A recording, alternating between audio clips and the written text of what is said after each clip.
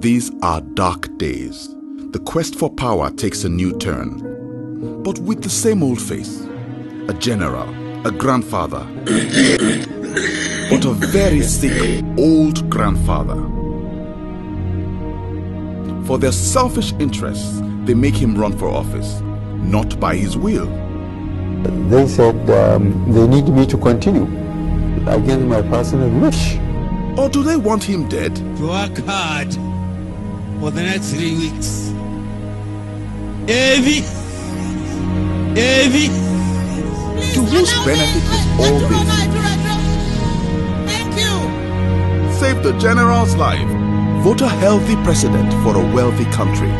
Vote President Goodluck Ebele Jonathan for president on March 28, 2015. There's too much at stake for you to stay at home.